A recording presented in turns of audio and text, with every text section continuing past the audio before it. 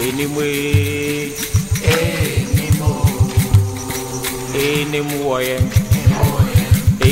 in West Africa, the mother would pound a little bit of rice every day to prepare the evening meal. It was an art form. It was a skill. You could be proud of it.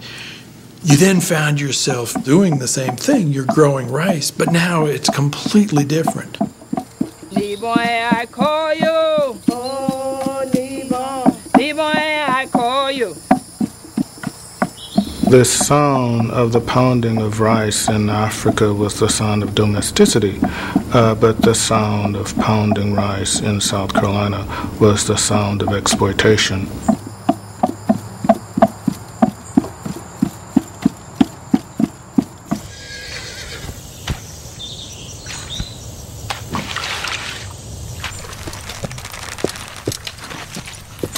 Well, the more money that the white elite made, the more it was in their interest to make the slave system a kind of invincible fortress that would perpetuate the comforts of the few. And so the incentive was, for those who ran the society, to set up extensive policing systems.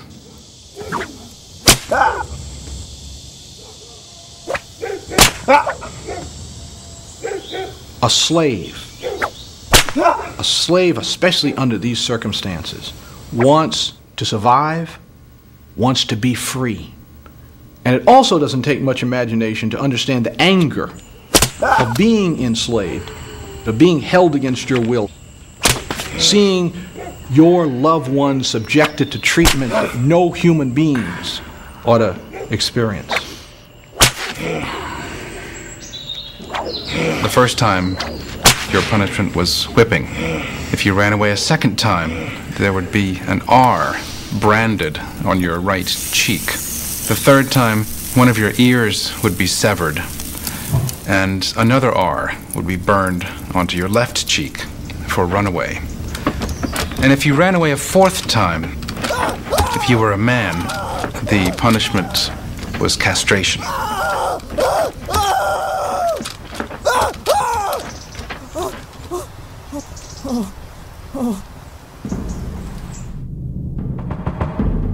Gruesome punishments that had been familiar in England were exaggerated in the slave society.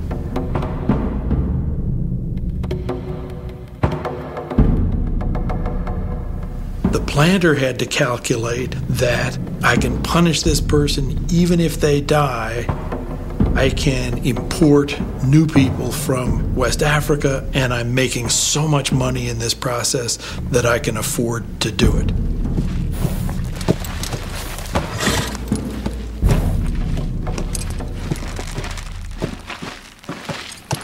The inhumane treatment says a lot.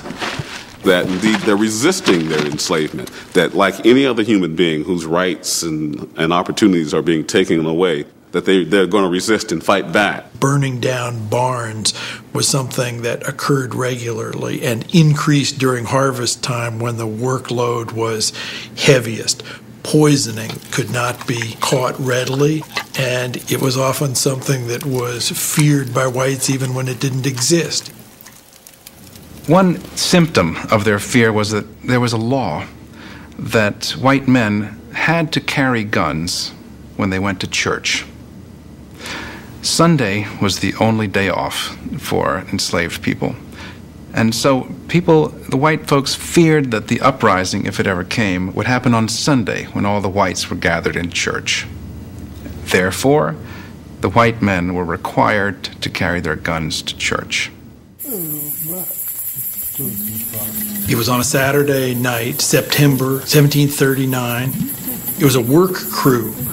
Many of them are Angolans, including a man named Jemmy, who becomes the leader.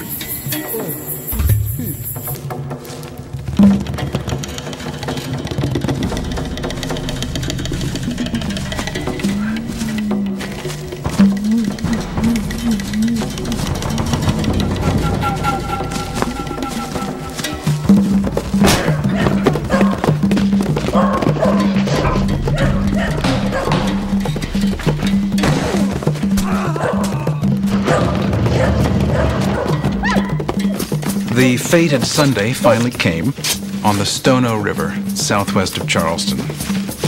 And they got to a store and broke in, and they killed a Mr. Hutchinson, decapitated him and put his head on a pole and cleared out his store of guns. It happens in harvest time, which is the time when blacks are being worked the hardest.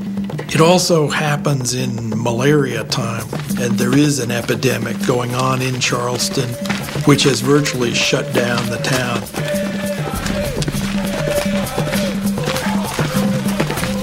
They must have realized that they couldn't possibly take over the area and drive out the Europeans.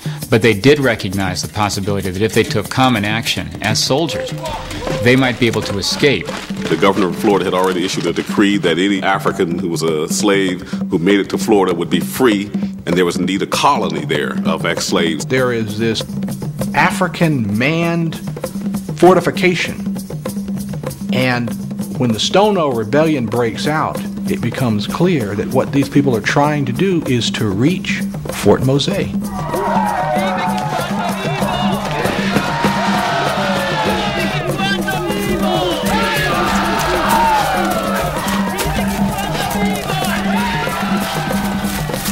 People begin to join them. They burn successive plantations, kill some of the white people living there, draw some of the blacks with them. Others are afraid to join in and refuse to go. But unfortunately for them, they meet the lieutenant governor riding north.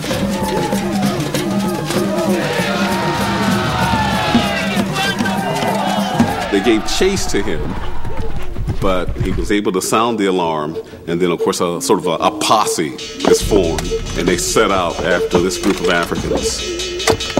It's an amazing moment. If they had been able to take him hostage, who knows what the dynamics would have been.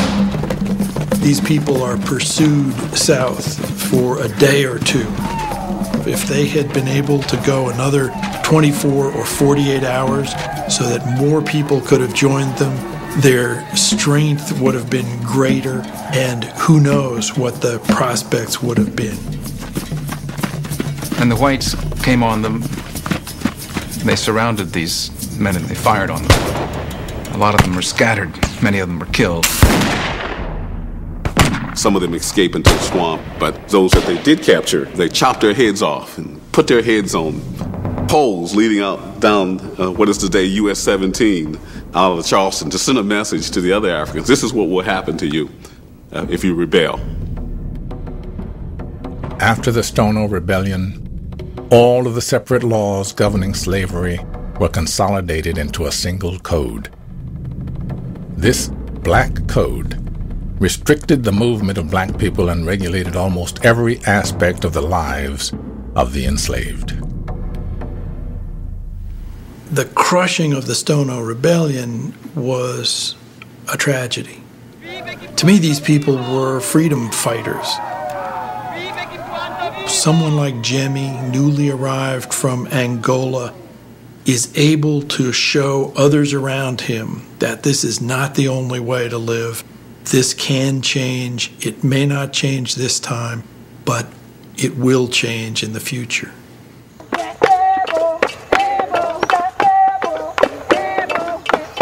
Under the most inhumane conditions that you can possibly imagine, people were able to maintain their human dignity. It gives you some insight into the resilience of the human spirit, that it is possible for human beings to make the decision, I will not be defeated.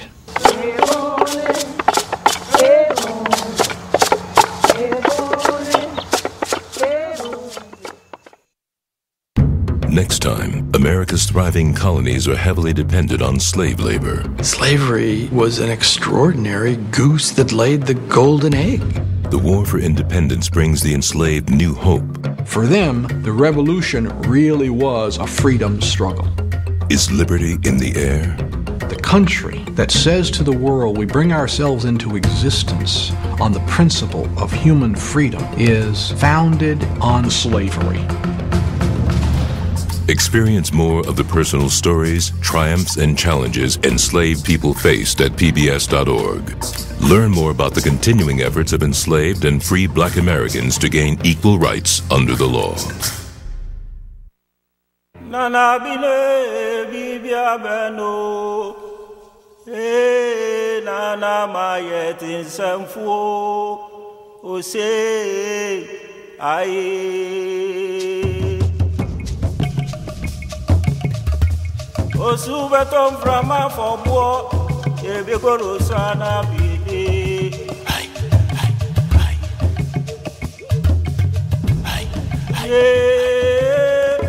Ibia beno.